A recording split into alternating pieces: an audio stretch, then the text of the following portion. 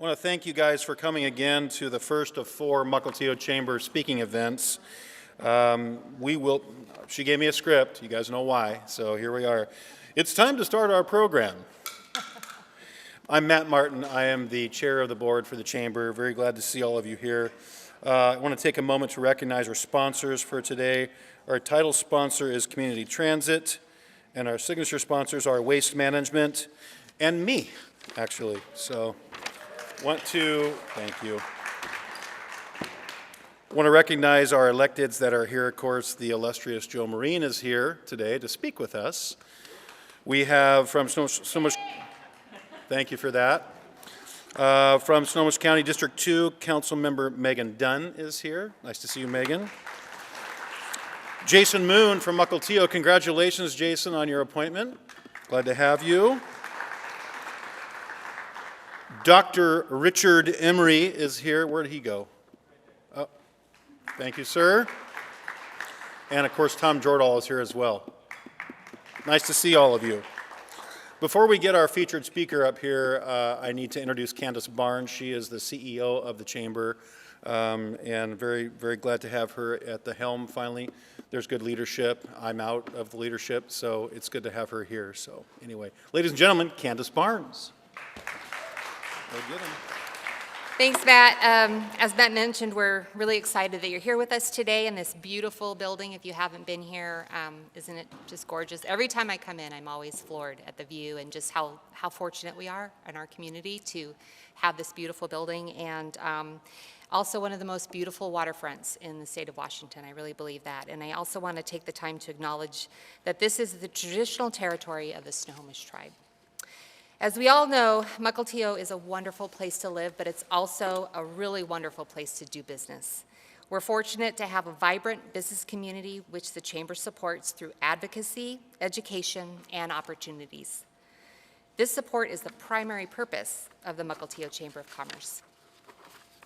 Our local businesses are the ones whose names you see on the back of our kids' T-ball t-shirts and fund run t-shirts. They're the ones who donate baskets at all of the auctions that we go to year in and year out, and on checks written to support local causes.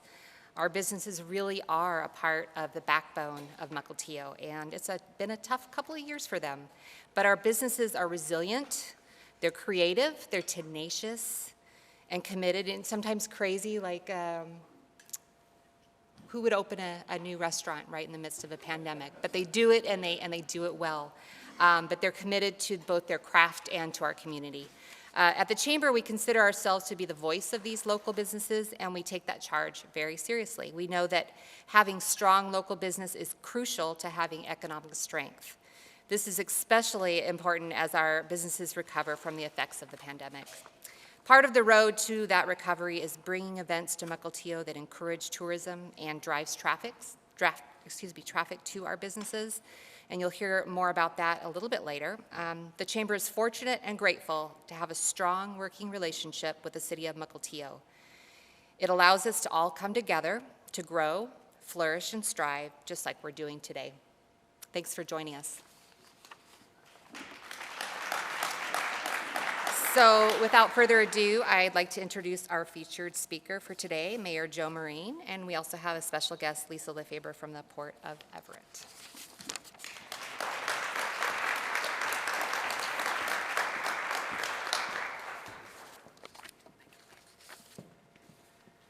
Well, welcome.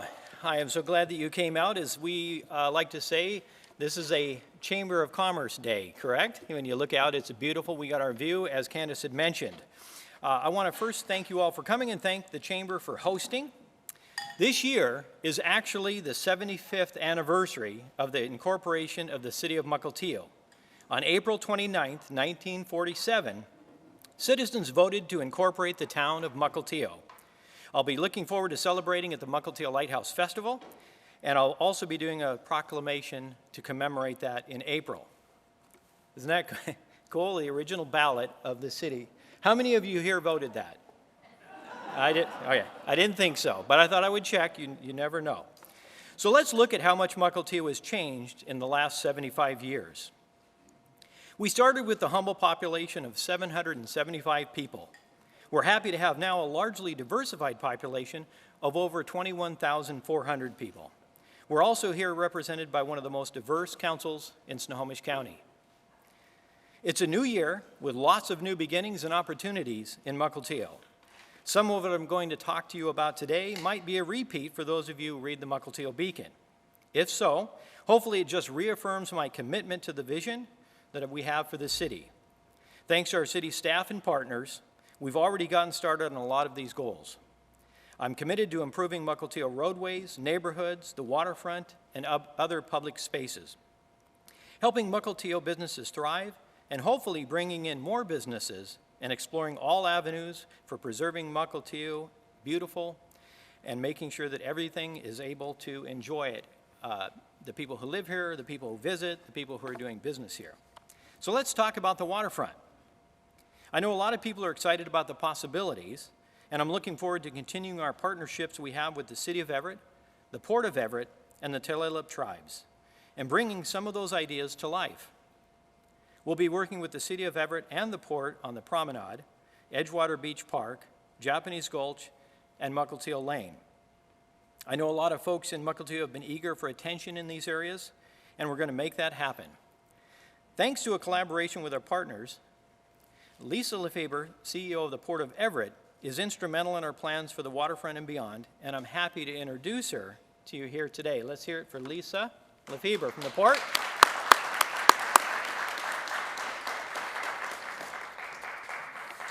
And she's going to talk a little bit about some of the activities you may be seeing on the port. Lisa. Thank you. Good afternoon, everyone. Can you hear me okay? Not sure. I'm not the tallest person in this room. So thank you, Mayor, for the opportunity to be here and talk about the beautiful waterfront we have here in Mukilteo and really in Snohomish County. I think Snohomish County is probably one of the prettiest in the state, so it's happy to be part of that. I just wanted to give a quick update. I think I'll be back in maybe April with a little bit more details on kind of port activities as a whole.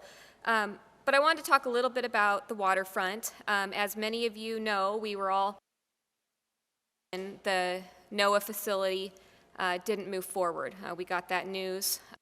We'd been working on it, port, city, everybody, for literally a decade, decades probably, to try to have that happen. So it's very disappointing. But I always say, you know, when a crisis hits or something bad happens, new opportunities come. So it really gave us a unique opportunity to take a fresh look at the waterfront and see how we could be helpful and offer our resources to be able to put it back into productive use the way we've all kind of envisioned. So one of the challenges, I think that if we can go to the next slide, sorry.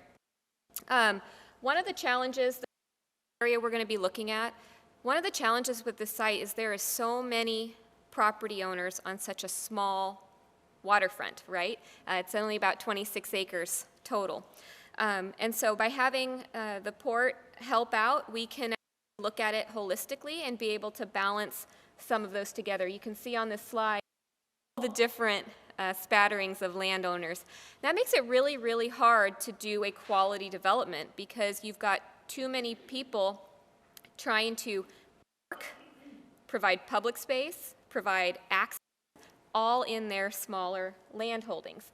And so we wanted to provide this collaborative approach so that we can make sure that this waterfront is developed in the interests of the community and in honor of rich history. So we've actually hired NBBJ architects to come help us with this planning process. One of the things I always say is that everyone wants to see pictures and drawings and what is it going to look like, where is the buildings going to be, how is it going to be set up. That's not where we want to start. We want to understand through the community, business leaders, what do you want to see on your waterfront? And more importantly, what do you not want to see on your waterfront? So the first deliverable is actually going to be a set of guiding principles that's going to inform the development of the waterfront. We are working on assembling a group to help vet those issues, and then we will actually have a meeting in this, not in this room because it's a very popular facility, full, but on May 5th in a different room in Rosehill where we'll unveil those draft principles. And then once that's approved by the Port Commission and the community, we will move forward. And this slide is why we're doing this. With the current zoning and all the different property owners, this is what the waterfront would look like. Small buildings, lots of surface parking. No one wants to see a sea of parking on their waterfront. So that's what we're trying to avoid. So, Mayor, appreciate the opportunity and happy to stand by. All right. Yep. All right, thank you, Lisa, very much. And Lisa will be around after as well as we're taking questions, so you'll be able to answer any questions you may have on the port. As I transition into talking about Mukilteo businesses, I want to first thank the Chamber of Commerce, and especially Candace, who puts in a great deal of time and effort to connect with businesses and act as a liaison between the city and the businesses. If you are a Mukilteo business or considering starting a business in Mukilteo, I would encourage you to look into membership with the Chamber. In the last 2 years, we've had 495 general home occupation businesses and 1,147 non-resident businesses join Mukilteo. We now have a total of over 2,500 businesses here. I hope to add to this number with the goal I have of the annexation of the businesses on the east side of the Speedway. You see restaurants and businesses like Azteca and Tapped Mukilteo, and you probably think, hey, they're Mukilteo businesses. Well, not quite yet, but we're going to work with them and we want to make them part of our city officially. I'm also exploring an idea that will benefit Mukilteo residents and businesses and help offset some of the impacts of the COVID pandemic. The idea is to distribute some federal ARPA dollars directly to our community. It's important to me to help Mukilteo thrive, and I think putting federal dollars back into the hands of residents and business owners would accomplish this. Some of my other goals include cleaning up our streets and neighborhoods and putting some pride back into Mukilteo. I've got plans to get new signage, improve landscaping, and general beautification. The look and feel of Mukilteo should make visitors want to come back again and make the residents who live here proud. Another is bringing a park and ride to Mukilteo, using the lot near the Speedway and Bernie Weber Drive. This can benefit not only the residents in Mukilteo, but Snohomish County residents and beyond. Working together, we have so much potential to move Mukilteo forward. And speaking of park and ride lots, I do want to introduce you to Rick Ilgenfritz. You want to stand up, Rick? He is the CEO of Community Transit. And not only is he one of the hosts here today for the Chamber and the state of the city, but also I work very closely with him as the chair of the Community Transit Board. So Rick, thank you for coming out today, and let's give him a hand.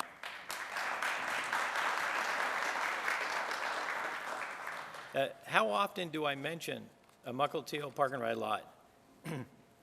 Well, it's been 2 seconds now, but so yeah, it's kind of a going joke, I think, at the board meetings. Some of my other goals, well, it's a priority of the city to hear residents' concerns about public safety. With the feedback we've gotten, one of the things that we've just accomplished was signing an agreement with Compass Health for a part-time embedded social worker. The social worker will work alongside officers with our homeless population and connecting them with resources. We also recently hired a second officer with emphasis on traffic control to address concerns around speeding and traffic violations. Our crime prevention officer, Nathan Fabia, and we've met with, Nathan's right there. Give a wave, Nathan. Yeah, let's give him a hand. Yeah, we've already had the opportunity to meet with several homeowners associations to address neighborhood safety and discuss implementation of block watch programs. Nobody knows their neighborhood better than the people who live there. And with your partnership, we can keep Mukilteo safer than ever. So thank you, Nathan, for what you do. We'll continue to go. If you have a homeowners association, and I know we've reached out to all of them, but if you'd like to have both of us come and speak by Zoom or otherwise, we would certainly appreciate doing that. So I would like to thank all of the partners that I mentioned before, along with our Mukilteo Seniors Association, the Mukilteo Historical Society, neighborhoods, and homeowners associations, and even our couple of pastors that we have here from a Ukrainian church and Slovakian churches. We got Russian churches, Korean churches. We have a mosque coming in, meeting with our leaders of those, I think is a good conduit for the city as well, and we'll be reaching out to them. I'm also thankful for all of our boards and commissions, our members, volunteers. Your time and services of our community is deeply appreciated. I want to thank the Mukilteo Chamber of Commerce for hosting the event. As I mentioned before, if you're a business in Mukilteo, look into becoming a member with the Chamber. If you're a resident, check the Chamber's website and Facebook page for upcoming events and information. The Chamber has also been a huge help in discussions with tourism. The city, the Chamber, the Council, and others will be working closely together on implementing programs to help increase tourism in Mukilteo in the near future. I want to let you know I have an open door, and I want to know that each of you can reach out at any time.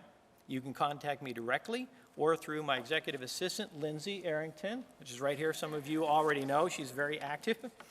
And so with that, I would certainly be happy to answer any questions you may have, and Lisa from the port is also available.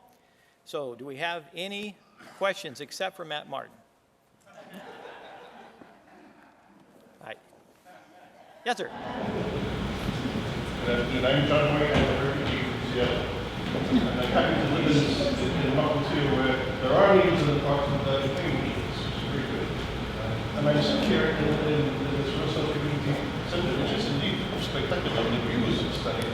But I can't find any roses. I looked everywhere for roses, and there aren't any. And if you're planning to do some beautification, it would seem like wild roses would sort of need a lot of attention. It would be a new thing to scatter everywhere. And go back to having roses still. Yes, that is a great point. Now, for those of you who are not certain why this is called the Rosehill Community Center, is because when Captain Vancouver, they actually came out through here, and they called this Rose Hill because of the Nootka rose, which grew up on this hill, and it was called Rose Hill. And so that stuck, and it has been that ever since. So it's a Rosehill Community Center, and we do have some Nootka roses around. We could probably add some more, which would be a good plan. While you were sitting here facing this direction, I couldn't help but notice that we saw the ferry go by. You know, it's a rare occurrence. It only happens about every 30 minutes. But it kind of led me to think about how it's so easy to take for granted what a beautiful community we have, right? And it's a day like today, interestingly enough, when we had, how many were here for the ribbon cutting of this building? I know there had to have been a couple of you. Yeah, it was actually, I might say so myself, I was mayor at the time, but we had a great, to cut the ribbon, we actually, there were roses all intertwined together, and we cut that, and then everybody got a rose at that. But the really cool part about that grand opening was while you stood here and looked out there on the waterfront for about an hour and a half, there was a pot of orchids that just hung out. And it was the coolest thing. And it was also in February, not, I want to say February 9th of 2011. So anyway, a little history there on the roses. Any other questions that would spur on another historic moment? All right. Anything for Lisa? Anything about the port? So it means we covered everything extremely well. But feel free to reach out if you have questions as well. Mike, did you have something? Yeah. I know everyone's concerned about the increase in homeless, folks in the city. And I like hearing that there is a social worker coming from Compass Health, and that's fantastic. I suspect there are probably challenges around what you can do, because we see lots of folks on the corridor, even down wherever they're at. What are some of the challenges that you face about trying to clean that up before it turns into tent city or something? No, that's a great question, and there are a number of challenges because officers, and therefore our city, is very limited with the things that you can do coming out of the legislature and the courts with regard to what you can do. So that's a concern. One of the reasons we implemented the social worker is the fact that it's how can you go up to somebody and say you can't be here, but we have nowhere else for you to go, right? It has to be kind of a carrot and a stick. You have to allow, you can't be here, but we have resources. Without having those resources, you really can't tell them they can't be here.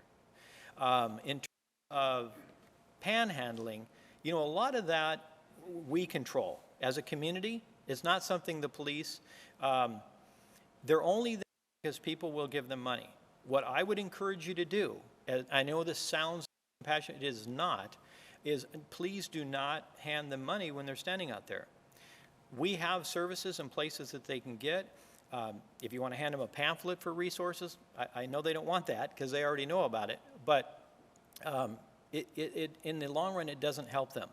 If they can go to where they can get the resources they need, that's a better use of that. And trust me, if you're not handing them money, how long are they going to stand there? They're like, well, I ain't going there anymore. I stood there for 8 hours and I got $2. So that's how we, as a community, can handle that. We can't, you know, you can't arrest somebody for holding a sign, and if they're on private property, they can be trespassed. But in the right of way, there's really not much the city can do about it. Yeah. I guess it's unincorporated Mukilteo, right there on Beverly Park Road, if we annex that, I've been reading more and more on next door of all sorts of small, you know, garage entrances, little things like that. It's just things that we don't have here in Mukilteo proper. So are there concerns about addressing that if we were to continue to annex some of these other areas? Well, I was very much a proponent of annexation the first time I was mayor, and we tried to really annex our entire Muga, and there were reasons behind doing it all at one time.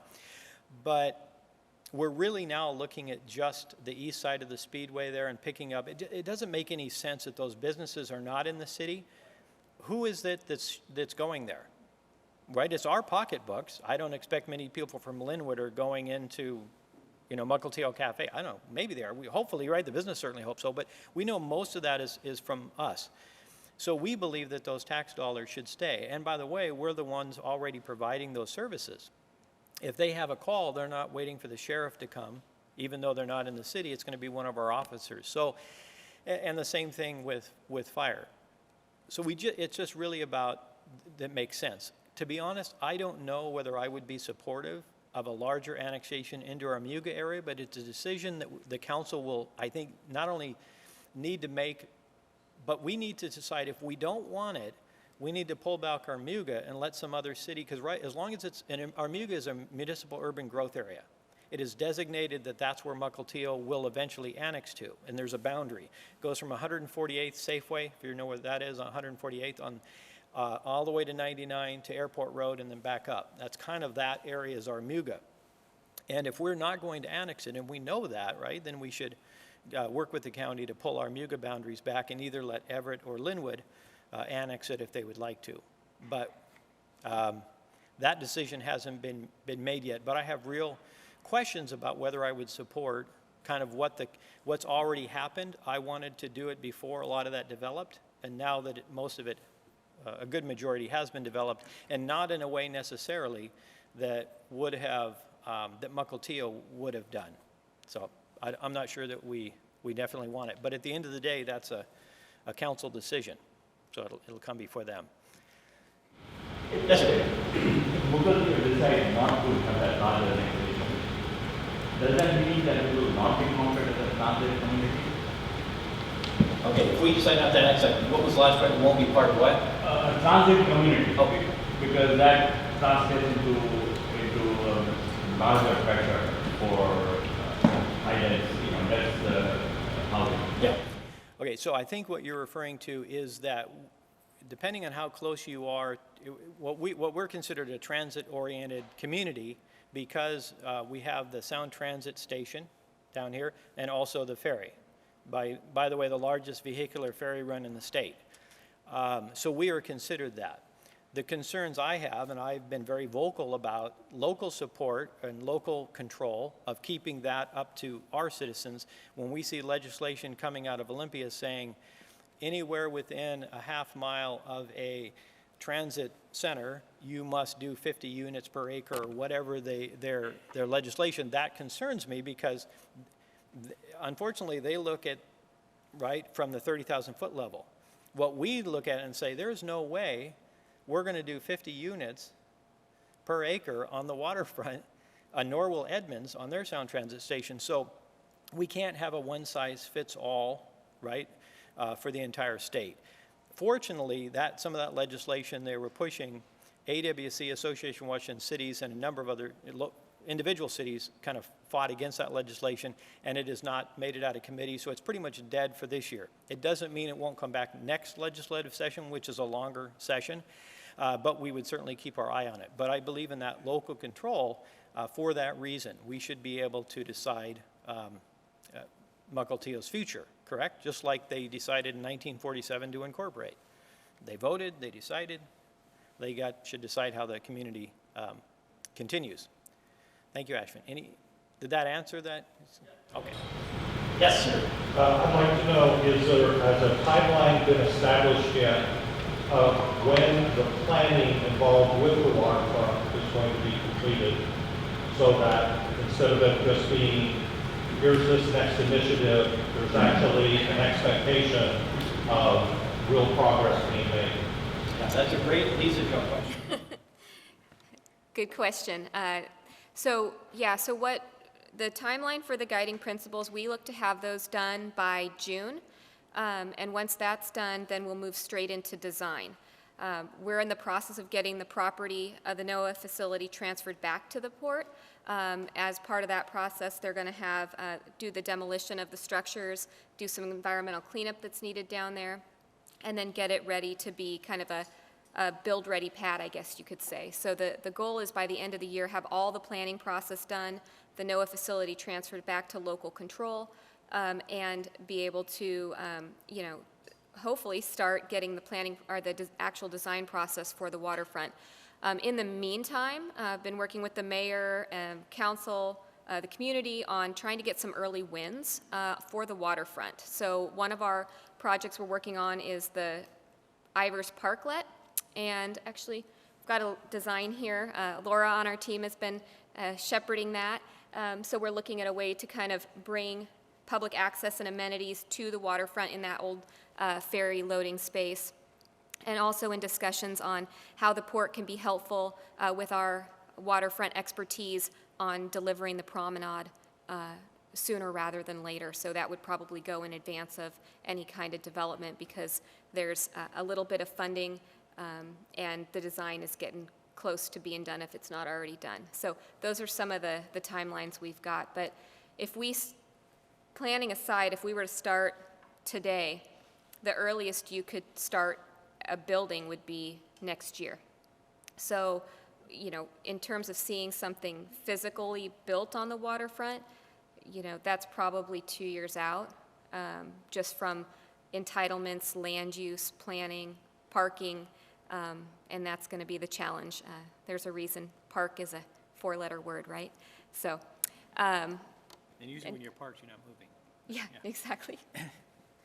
Yeah, I always get frustrated with the glacial pace of government. And coming from the private sector myself, it's always bothered me. But there's a reason, right? They want us to go slow, be deliberate, make some of those decisions community-wide and do that. But I can tell you if we don't start, we never get there. So I am so happy and excited to be working with the port. Their idea of pulling together a group like this is very encouraging. I know exactly how we got the park land transferred, on the waterfront transferred from the Air Force. It took a lot of different groups working closely together. You're talking about federal, state, local. That's a heavy lift. I mean, it's tough enough dealing with 1 or 2 agencies when you've got all of them, and including the federal government and the Air Force in our case. And it took literally just everybody in the room, meeting regularly, and overcoming all of those. If you try to do it through emails, and it just probably would have never happened. So I'm feeling very good about the way we're going forward on this waterfront, and I think Mukilteo will have a beautiful waterfront to show for it when it is said and done. Anything else? Any other questions? Mr. Councilmember Jordal. I'm just curious if you compare the scope and scale of the project in Everett to the one in Mukilteo. Which? It's really a question for Lisa, I guess. Yeah, About water the development of the port here and all the, the new infrastructure that's been put in place. And, how does Mukilteo compare to that project? Sure, that's a great question. So the question was, how does the Mukilteo waterfront compare to the Everett waterfront? I guess I'll start by just saying that I think my staff will attest that I like to move fast, collaboratively, but I like to move fast. I like to get things done. I'd like to see things happen in my lifetime. So you have at least my commitment that I will do everything I can to push this forward. In terms of the Everett waterfront to Mukilteo, it is very, very, very different. So the Everett waterfront, we're located on the Snohomish River estuary with the jetty breaking up the bay. This property is right on the harbor, right? So it's got unique aspects with beach. Granted, it's a little rocky sometimes, but you have the beach access. You've got the large-scale park with Lighthouse Park. You've also got similar constraints and challenges, right? So the waterfront in Mukilteo, because of the water and where the rail lines go, it is a very narrow, long waterfront, which makes development very challenging to be able to get all the uses that I know the community will want on the waterfront. Everett, with the marina and everything, we're about the size of the Seattle Center complex. So it's, 150 acres of waterfront, 65 of which are actively under construction right now. You're talking, maybe take out the ferry and Sound Transit, maybe 15 acres or so.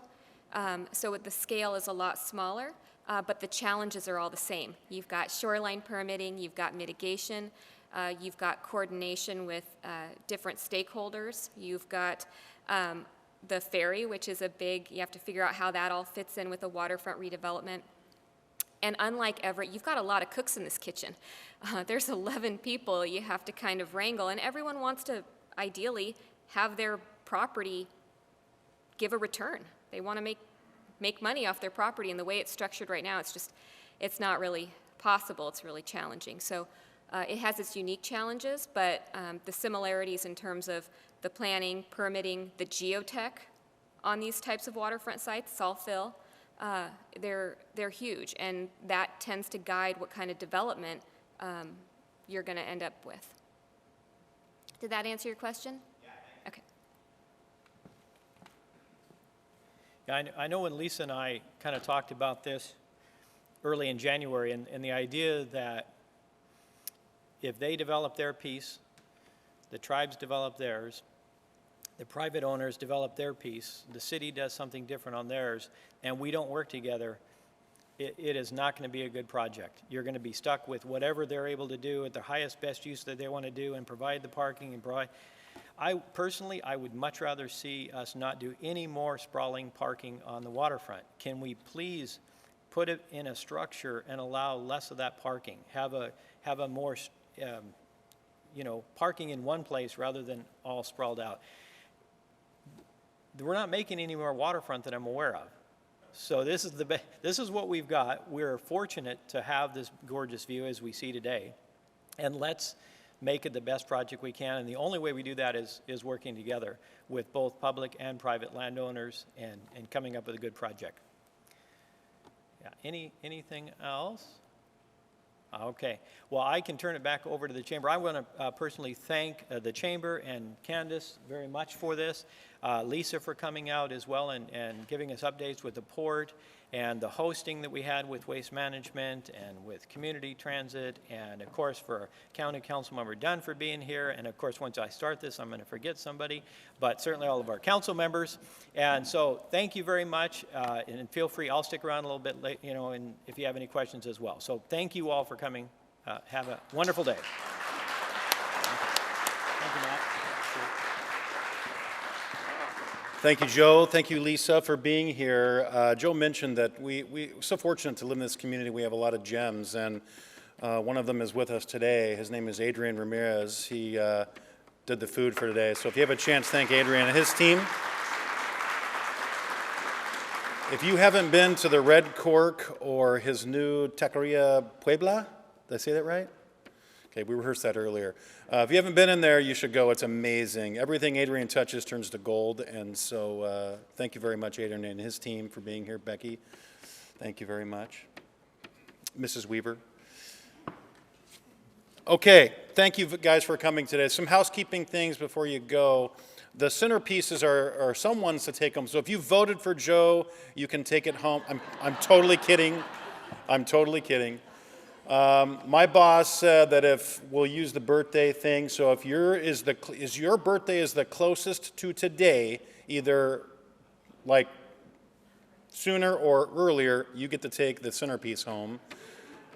So you guys can fight over that. But anyway, I want to thank you guys again.